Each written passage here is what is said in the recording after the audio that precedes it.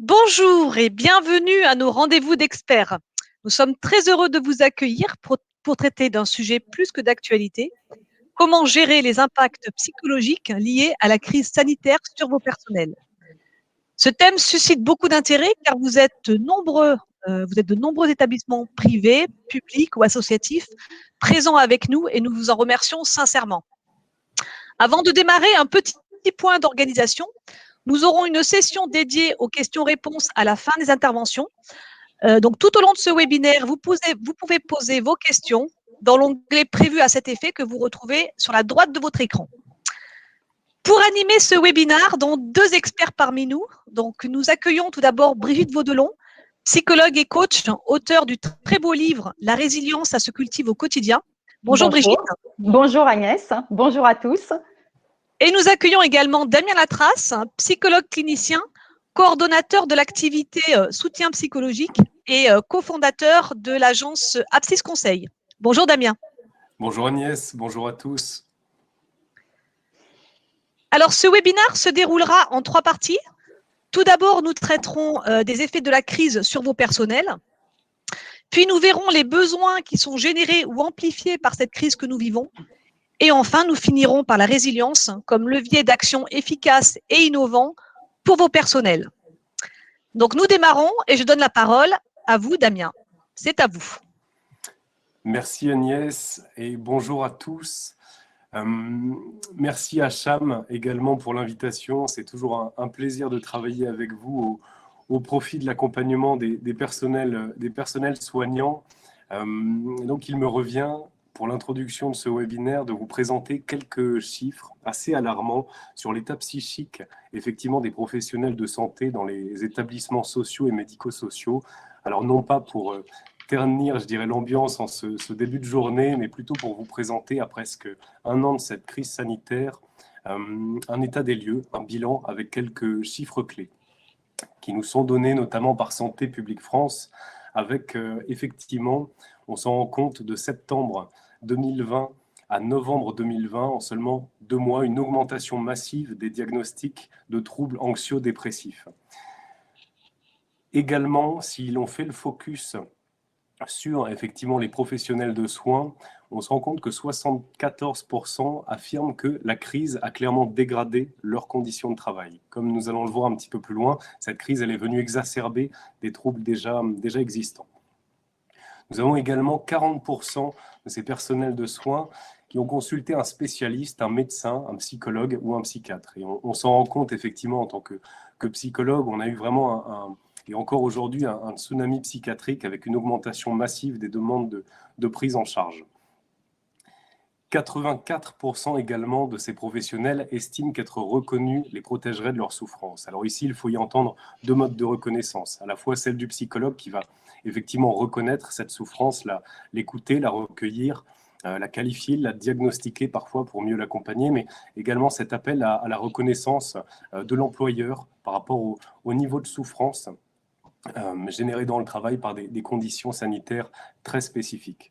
Et puis, on pourrait citer de nombreux chiffres, les études affluent sur le taux d'augmentation des syndromes d'épuisement professionnel chez les médecins, chez les infirmiers, en tout cas un terreau qui est vraiment fertile à l'avènement de nombreux troubles, nombreux risques au sein même du travail.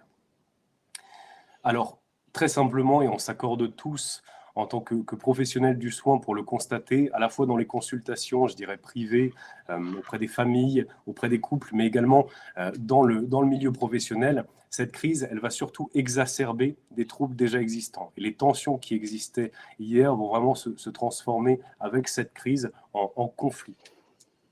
Ça, c'est un point vraiment très caractéristique de la période actuelle. Si maintenant on descend, je dirais, dans le détail de ces différents troubles et comportements liés directement à la crise sanitaire, on va constater alors plusieurs choses. La première, en termes de comportement chez les professionnels de santé, on se rend compte qu'on va avoir 2 types de profils différents, avec beaucoup de soignants qui vont être plutôt dans le surinvestissement. Cette crise va vraiment leur donner un rôle extrêmement important dans leur environnement de travail. On compte sur eux. Donc, il y a vraiment ce souci, je dirais, vraiment de répondre à leur mission auprès des patients, auprès des résidents et auprès des familles en surinvestissant leur rôle. Et puis à l'inverse, on va avoir plutôt des comportements de retrait, alors qui vont traduire ce sentiment de peur face à un contexte extrêmement anxiogène, et puis évidemment les situations d'arrêt de travail liées à cette crise sanitaire. Néanmoins, on se rend compte que cela peut générer une création de camps avec ceux qui étaient là et ceux qui n'étaient pas là. Également, en termes de symptômes, un sentiment massif de peur. On l'a dit, nous sommes dans un contexte extrêmement anxiogène qui va vraiment mener au développement d'une hypervigilance, notamment dans le respect des gestes barrières. Et on va se rendre compte des retours d'expérience de ces professionnels de santé que cette hypervigilance, elle va être présente dans la sphère privée et dans la sphère professionnelle. Donc finalement, une attention perpétuelle va être là et source, on va le voir, d'une fatigue importante. En termes de comportement, on se rend compte aussi que cette crise vient challenger un petit peu les vocations. Et finalement, le sens de l'activité, l'acte de soin en lui-même, finalement, avec toutes ces barrières, toutes ces nécessités de protection dans le contexte sanitaire actuel, ces actes de soins vont devenir des actes mécaniques, purement techniques. Ça va énormément affecter, je dirais, cette vocation, ce sens du travail premier et mener de la part de certains professionnels à des souhaits de transition professionnelle à un moment donné. Ce qui traduit vraiment cette lassitude grandissante d'un contexte où on est dans une situation qui s'inscrit sur le long terme, ce qui peut mener à une certaine désespérance, une certaine lassitude. In fine, on se rend compte, et j'en parlais tout à l'heure avec l'augmentation des situations d'épuisement professionnel, on a beaucoup de pros qui sont dans un état de fatigue physique, une fatigue psychique, une fatigue émotionnelle extrêmement importante, avec le développement de symptômes très spécifiques et récurrents. Et alors, Damien, quels sont les symptômes spécifiques? De quoi parle-t-on, en fait, vraiment?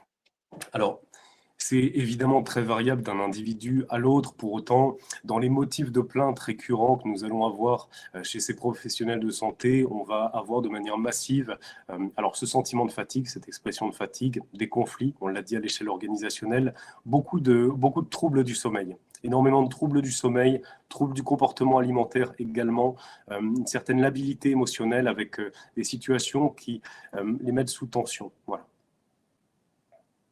Très bien, merci Damien. Alors, nous les psychologues, nous aimons beaucoup les citations. Elles ont le mérite de pouvoir résumer en peu de mots une philosophie entière.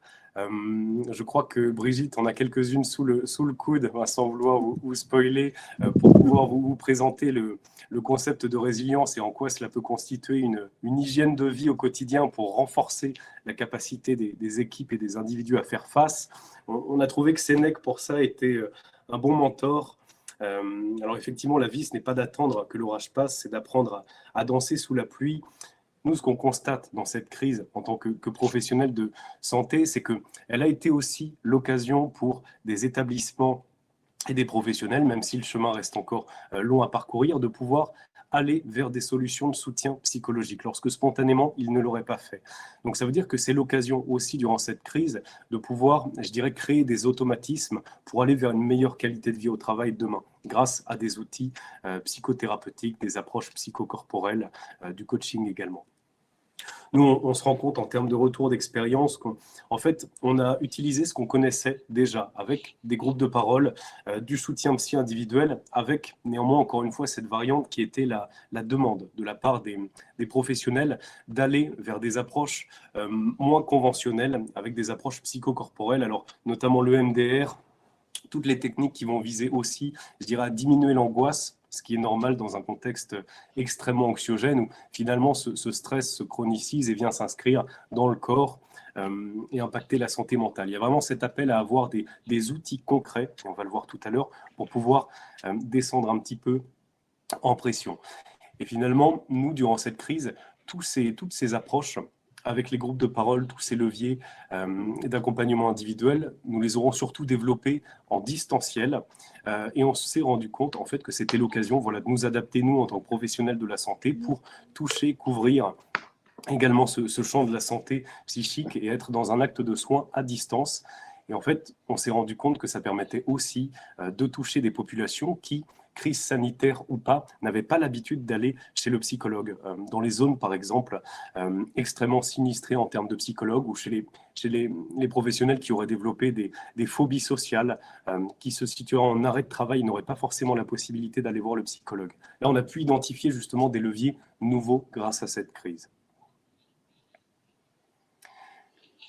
Brigitte, je crois que de ton côté, effectivement, il y a aussi différents leviers qui ont pu être expérimentés.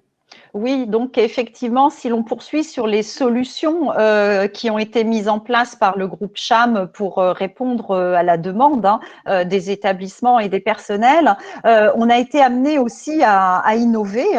C'est ce que la crise nous a permis très clairement. Et innover à travers notamment des solutions mixtes, d'accompagnement mixte, le blended learning, comme on dit en anglais. Donc, c'est-à-dire des solutions qui mixent à la fois des contenus de formation avec des exercices, mais aussi de l'accompagnement en distanciel, des programmes donc en ligne accompagnés par des coachs. Et donc, moi, je vais vous parler plus spécifiquement d'un programme que j'ai co-construit avec les équipes de CHAM qui s'appelle Cultiver sa résilience. Et c'est, je dirais que le contenu que je vais partager avec vous sur la résilience, il est vraiment issu de ce travail en collaboration avec les équipes de CHAM sur ce programme. Très bien, merci Brigitte. J'ai deux petites questions. La première, si je me mets dans le rôle d'un directeur d'établissement ou d'un manager, ça peut paraître complexe en fait de savoir que faire si on sent un de ses collaborateurs qui a besoin d'accompagnement. Parce que n'est-on pas un peu la limite de la sphère privée sur ces sujets-là?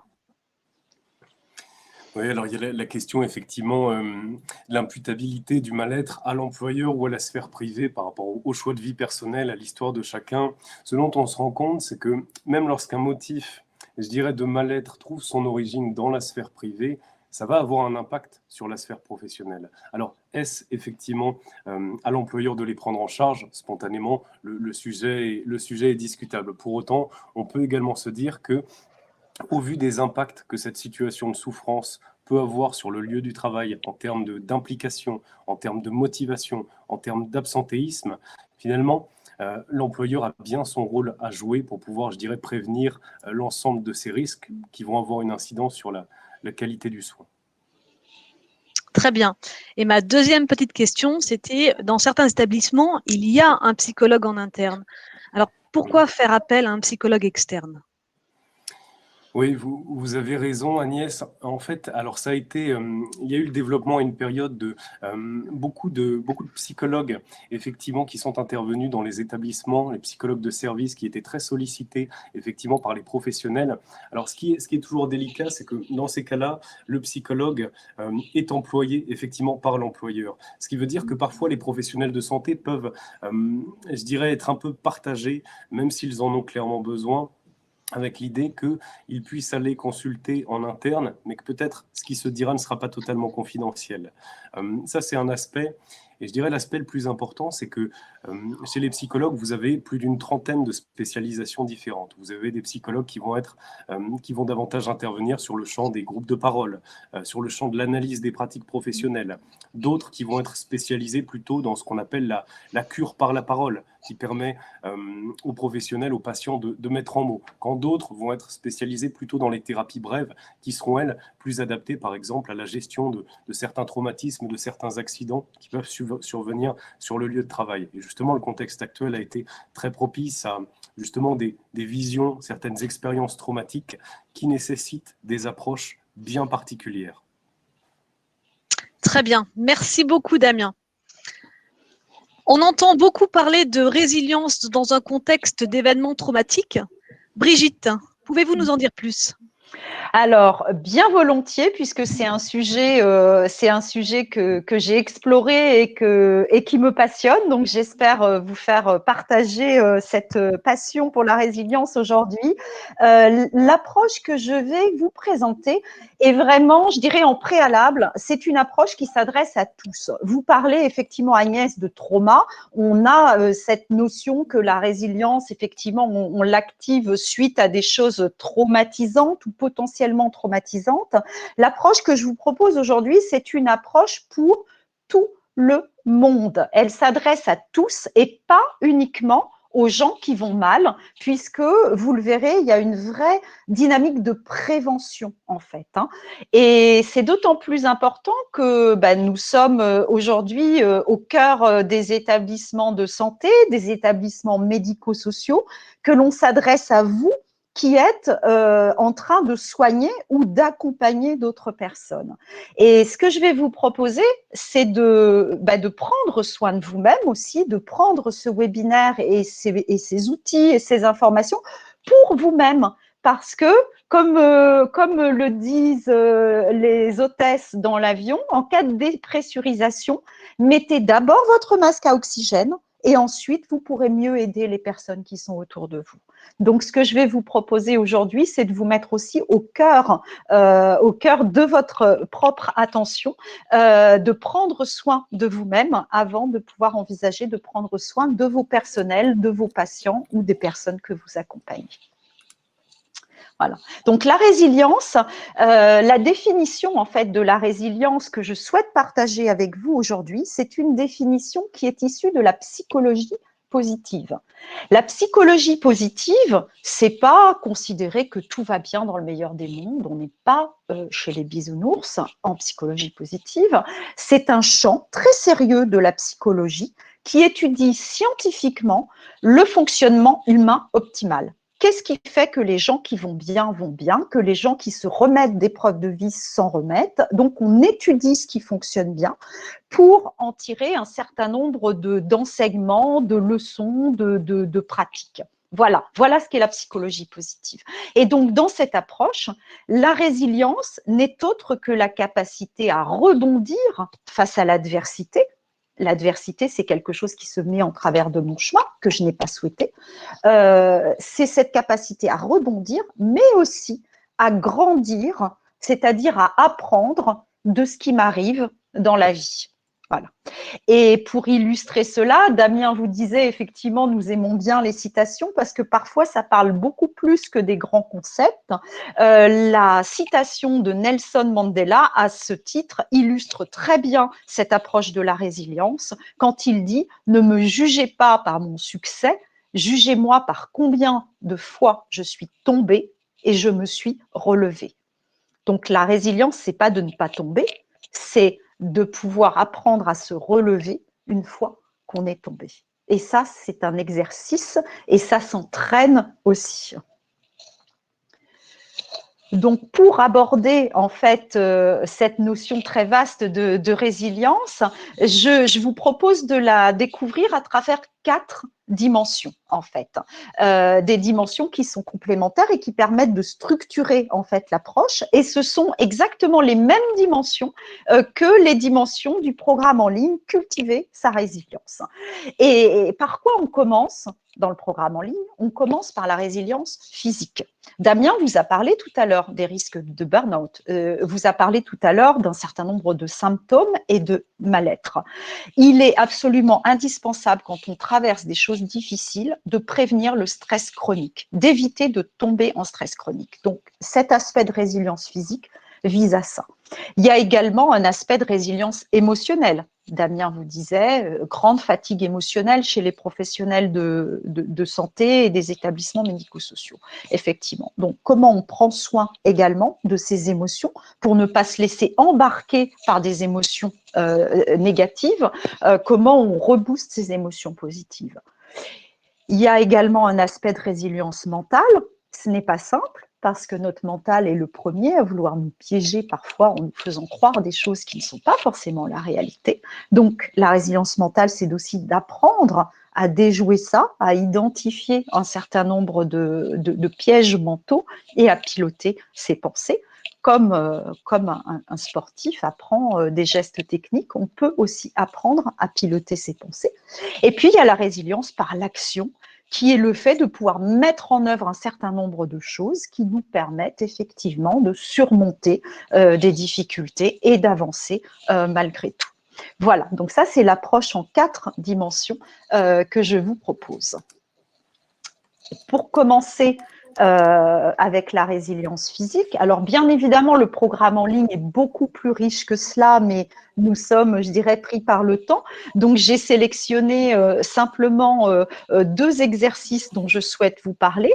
Pour prévenir le stress chronique, puisque c'est bien là l'objectif, il est important de réapprendre à se détendre. Donc faire des pauses, faire des siestes, pratiquer des exercices comme le body scan, par exemple, qui sont des exercices de relaxation où l'on va des pieds à la tête apprendre à se détendre.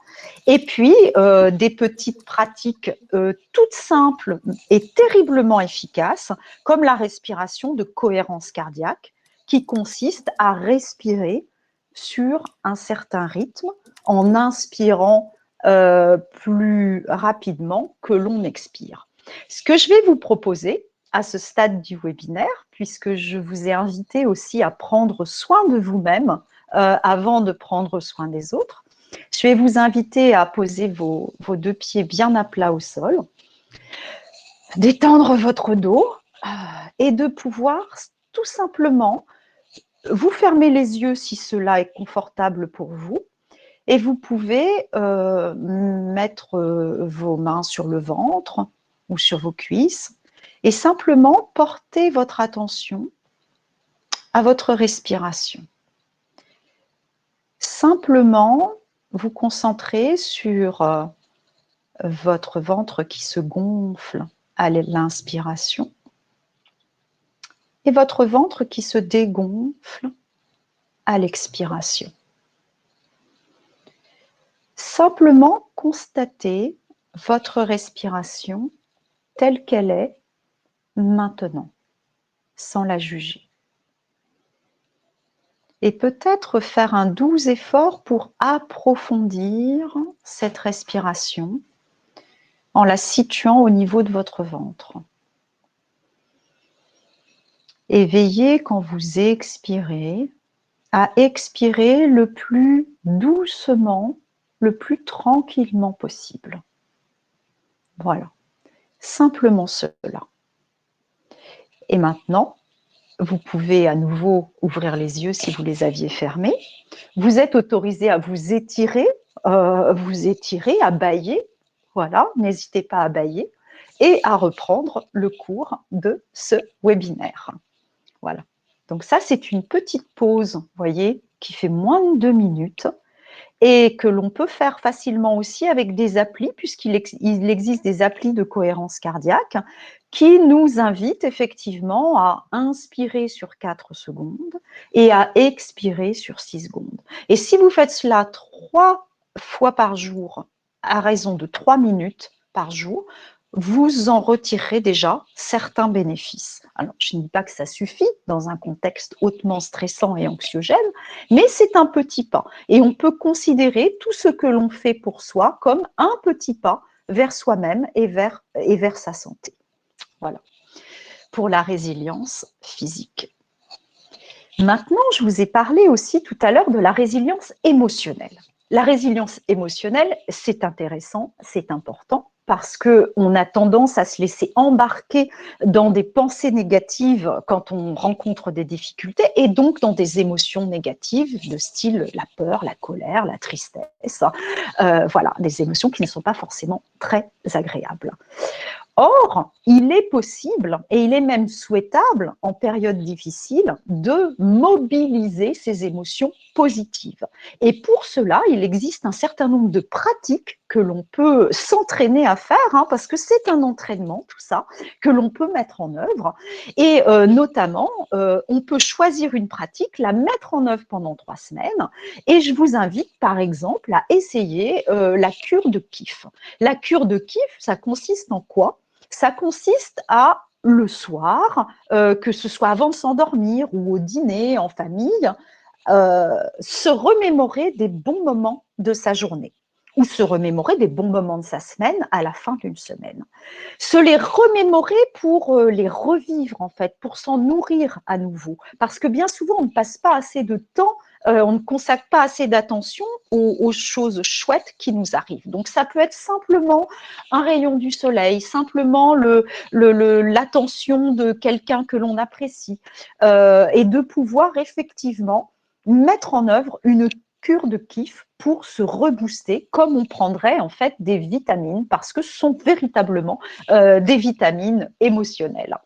On peut aussi s'entraîner à redécouvrir les choses avec l'esprit du jeune enfant. Et d'ailleurs, quand on travaille avec des enfants ou quand on voit de jeunes enfants et qu'on les voit s'émerveiller devant une fleur ou une coccinelle, on se rend compte qu'effectivement, parfois, qu'on a perdu cette capacité d'émerveillement pour le beau.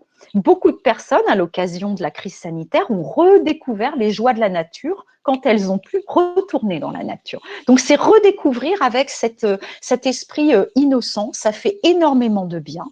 C'est de pouvoir vivre les choses aussi avec sensorialité, de pouvoir vivre à travers le goût, l'odorat, je dirais des choses plus tactiles, de pouvoir effectivement apprécier ces 5 sens. Ça fait du bien aussi aux émotions. Et puis, il y a un petit exercice tout bête qui est de faire « i » devant son miroir le matin, parce que quand on fait « i », on mobilise ses zygomatiques et donc le cerveau considère que l'on est dans une bonne journée. En fait, ça met une touche de positivité. Tout ça, bien évidemment, en complément d'approches physiques, de marcher dans la nature ou de danser ou d'avoir de l'exercice physique, ce qui est véritablement générateur d'émotions positives également. Merci Brigitte. Alors, je suis vraiment très fan de ces approches et je crois que ma préférée, faire la cure de kiff, est vraiment quelque chose d'incroyable et je pense qu'en effet, nous devrions tous nous la prescrire au quotidien. J'ai une question, Brigitte. Est-ce que donc la résilience émotionnelle consiste en fait à écarter ces émotions négatives, type la colère, la peur, la tristesse, et pour ne se focaliser que sur nos émotions positives? Merci pour cette question. Effectivement, j'ai abordé rapidement les émotions négatives, hein, mais c'est important de dire que la première chose à faire face à des émotions désagréables, colère, peur, tristesse, c'est de les identifier et de les accueillir parce qu'elles ont des choses à nous transmettre. Donc, à travers ces émotions, quels sont mes besoins, en fait, et prendre soin de ces besoins avant même de considérer développer des émotions positives. C'est extrêmement important, votre question, Agnès. Merci de l'avoir posée. Merci Brigitte. Et donc, la résilience mentale maintenant, il y aurait beaucoup à dire. Je vais simplement partager avec vous une approche issue de la psychologie positive pour booster son mental. Il s'agit de questions, c'est une boîte à questions que je vous propose là, de questions pour pouvoir identifier ses forces. Et on a bien du mal parfois en période difficile à retrouver ses forces également, ses forces mentales, ses qualités. Donc, pour cela, il y a une approche qui est très très simple, qui est de se poser la question: dans ma vie professionnelle, qu'est-ce que j'ai le plus apprécié? Identifier des circonstances, des moments précis, des situations concrètes où vraiment je me suis sentie pleinement bien. J'avais du plaisir au travail, je me sentais épanouie, j'étais fière de moi, j'estime que j'ai eu à ce moment-là une réalisation importante. Quels sont ces moments? Et je peux les faire revivre en fait. Je peux me les rappeler et je peux les faire revivre. Et à travers ces moments, ce qui est important, c'est de se poser la question, qu'est-ce qui a permis ça? De quelle qualité j'ai dû mettre en œuvre pour arriver à cela, en fait. Et c'est comme ça que l'on arrive à identifier ses forces et que l'on peut remobiliser ses forces et rebooster ses forces. Donc, c'est une approche également très énergisante. Et enfin, je dirais que pour conclure par la résilience, par l'action, parce que l'action nous permet aussi d'avancer. Pas une action désordonnée, pas une action n'importe comment, mais une action juste, parce que j'ai pu effectivement identifier mes besoins, parce que j'ai pu prendre un certain recul sur moi-même, identifier mes forces. Qu'est-ce que je peux faire dans une situation donnée? Même si c'est une crise, même si je pense que je n'ai pas beaucoup de levier, j'ai envie de partager avec vous cette notion de crise en chinois. Vous voyez à l'écran effectivement 2 caractères qui sont indissociables en chinois pour parler de la crise. Le premier caractère qui signifie danger, menace, épée de Damoclès au-dessus de ma tête, et le deuxième qui est imbriqué dans le mot même de crise en chinois, qui est l'occasion à saisir, l'opportunité au cœur du danger. Donc, si je suis face à une situation difficile, quelle opportunité me donne cette situation? Il y a forcément des choses que la situation va me permettre alors qu'avant, je ne pouvais pas le faire. Donc, c'est avoir ce regard un petit peu décalé sur les choses. Et une question que j'ai envie de vous poser à vous tous, à vous toutes, c'est « et vous, qu'allez-vous faire de ce webinaire? Qu'allez-vous faire pour cultiver votre résilience? Est-ce que vous avez une intention, une pratique, une bonne résolution que vous souhaitez mettre en œuvre pour vous-même? Voilà la réflexion que je vous invite à avoir suite à ce webinaire. Merci beaucoup Brigitte, c'était passionnant.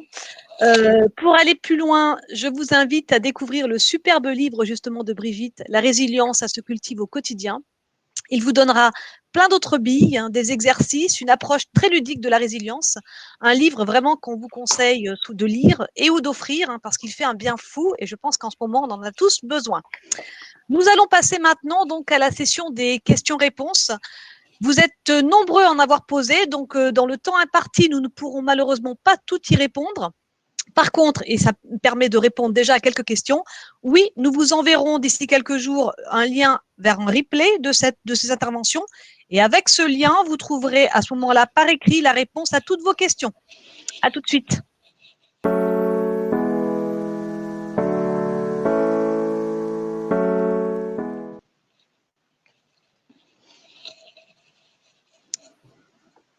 Et nous démarrons par la première question. Damien, que veut dire MDR en dehors de mort de rire? Alors, très simplement, effectivement, j'ai poussé le lien vers l'association MDR Europe qui me rentrera vraiment dans le détail. Ce que je peux vous dire pour vulgariser un petit peu la notion, l'approche, c'est que c'est une thérapie brève qui travaille en fait avec le mouvement des yeux. Très simplement, ça permet l'assimilation de souvenirs traumatiques, d'expériences de stress aigu qui n'ont pas en fait été traités par les ressources cognitives. Donc, ça peut en fait... Cette absence d'assimilation peut générer des troubles très envahissants au quotidien, comme des reviviscences de l'événement traumatique, un accident de voiture, un attentat, un conflit important sur le lieu du travail. Ça peut être également des cauchemars pendant la nuit. En tout cas, voilà, de multiples impacts sur le fonctionnement psychique et l'attention. Et en fait, ce travail avec la latéralité, en fait, le mouvement des yeux va permettre l'assimilation et le traitement de ces souvenirs traumatiques. L'avantage, c'est qu'effectivement, on va arriver, en tout cas sur les retours d'expérience que nous avons aujourd'hui, à vraiment une amélioration, voire une annihilation totale des symptômes liés à cet état de stress post-traumatique très rapidement. En fait, au bout de 6 séances, on va avoir vraiment une stabilisation émotionnelle et une diminution, voire une annihilation des symptômes. Très bien, merci Damien. Une autre question, Damien, toujours.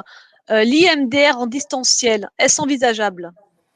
Le MDR, alors oui, effectivement, et nous l'avons d'ailleurs développé durant cette période, ça a été une des occasions que nous a permis je dirais, d'expérimenter cette crise sanitaire. Et toujours aujourd'hui, aujourd'hui, on est dans un contexte de traumatisme collectif, ce qui veut dire qu'on se rend compte très simplement que ce traumatisme lié à la crise sanitaire fait écho, rappelle des traumatismes passés chez l'individu. C'est là où il y a vraiment un travail intéressant à faire. Et chez des individus qui étaient vraiment privés d'un psychologue spécialisé en EMDR comme voisin, ça nous a permis vraiment d'expérimenter en EMDR avec une webcam, avec aussi par téléphone. Ça peut se faire sans forcément la visio, c'est toujours mieux, mais on arrive à des résultats aussi par téléphone et ça marche effectivement très bien. On a d'excellents retours.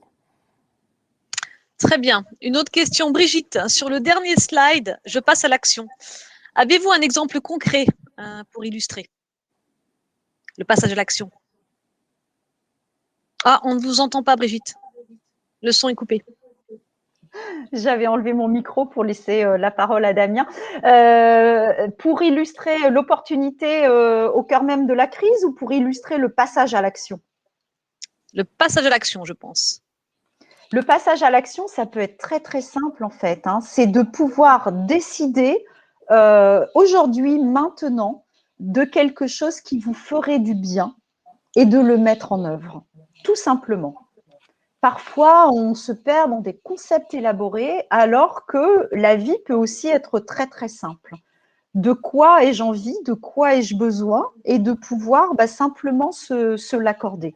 Alors, si effectivement vous avez envie d'un bon resto avec votre conjoint, ça ne va pas être pour maintenant, mais rien ne vous empêche déjà de vous projeter dans où ira-t-on quand on pourra aller quelque part. Et en attendant de mettre en pratique autre chose qui vous fasse du bien. Mais ça peut être extrêmement simple. Ça peut être adopter une pratique de respiration tous les jours. Ça peut être de se mettre au yoga si on a l'intention de le faire. Bien souvent, le début d'année est on est dans une dynamique d'intention en fait. Et c'est OK. Et on peut faire un premier pas vers une direction que l'on a envie de prendre. Si j'ai toujours eu envie de faire de la peinture, peut-être que je vais pouvoir m'y mettre, voyez. Mais c'est véritablement prendre soin aussi de soi, de son équilibre, parce que quand on est chahuté par une crise sanitaire, quand on est chahuté par un certain nombre de choses, c'est extrêmement important de pouvoir compter sur soi-même pour se faire du bien aussi. C'est sûr. Et alors, une autre question, Brigitte. Comment diffuser et faire adopter vos préconisations au sein d'un établissement? Déjà, peut-être en les mettant en œuvre pour soi-même, pour son équipe. Et la diffusion, elle se fait aussi quand c'est juste à travers des personnes qui peuvent être ambassadrices de ces démarches, en fait. Donc, bien souvent, on va démarrer par des phases pilotes avec des volontaires. On va proposer une formation, une conférence, et les volontaires viennent. Et ce sont après ces volontaires-là qui vont contaminer de façon positive, parce qu'on parle beaucoup de contamination négative, mais il y a aussi une contamination positive, de pouvoir contaminer des bonnes choses aussi et des bonnes approches. Parce que l'énergie positive, elle s'attrape aussi, heureusement. Heureusement, c'est sûr.